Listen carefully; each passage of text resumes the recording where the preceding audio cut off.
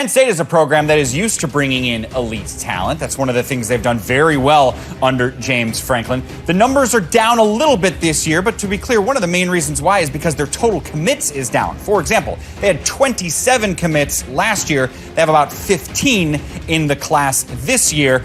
They do have a good amount of talented players coming to them from the state of Michigan in particular. Head coach of the Nittany Lions, James Franklin, good enough to join us now on our signing day show. James, in terms of number of commits in total, this is a smaller class than you have brought in your time at Penn State. What are the reasons behind that? Well, yeah, I think obviously it's based on how many scholarships you have available, and some programs are overly aggressive in over-signing, knowing that you're going to have some attrition. We don't typically do that. We'll do it a little bit, but not overly aggressive. So yeah, if you look at the top 25 recruiting classes in the country, I think there's only one other program. I think it's Oklahoma that's signed the few amount of commits as we do. So it affects the overall ranking, but I think our star average is very similar to how it's been. And we're excited, about how we finished. The young man that we got today, we're really excited. Not only about his versatility, but also the position he plays. We're excited about it. Are you talking about Devon Townley there? Yeah, Devon is a young man. We love dual sport athletes. He played. He's a high level basketball player. He's only played 2 years of football. He's 6'6". He's actually, I just see you guys got him ranked listed at 220, but he's actually 250 right now. Oh wow! And had a really good senior year. We had a major need at defensive end. We've had a lot of success with guys like this. Carl Nassib was 6'7", Etor Gross Matos. We've had a lot of success with these long, rangy, athletic defensive ends. So you mentioned Townley as a basketball star. Let me ask you about Lonnie White. What sport doesn't he play well?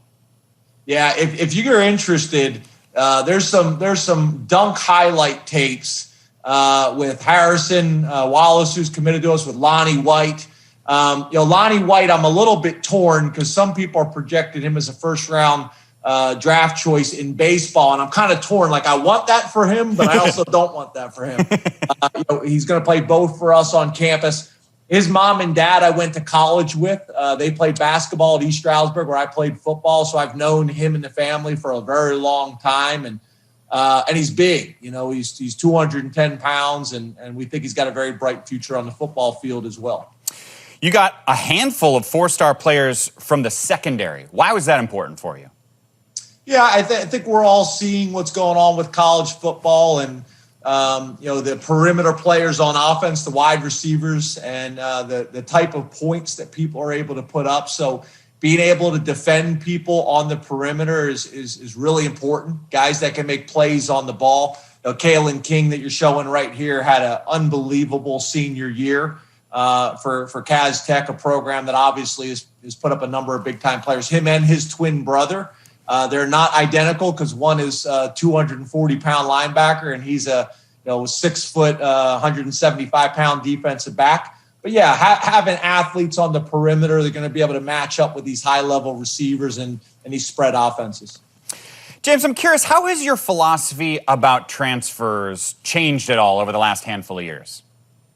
Well, not dramatically. Obviously the transfer portal has changed college football, and I think you can make arguments. You can make arguments both ways. For us, it'll be a complementary part of our recruiting process. We'll solve problems there, probably very similar to how a lot of programs in the past have used junior colleges. So we'll look at it where we have an immediate need, or say you lost a guy early to the NFL that you weren't expecting, or you had another guy leaving the transfer portal, or maybe there was a year where you missed at a certain position, you had a hole on your roster that you needed to fill. That's how we're kind of looking at it and presenting it. We could talk about the transfer portal and the philosophy and the beliefs and some of the thoughts behind that. We could do a whole episode on that, but we've been somewhat aggressive, I guess, under Penn State standards. But that's really, I guess, that's everybody right now.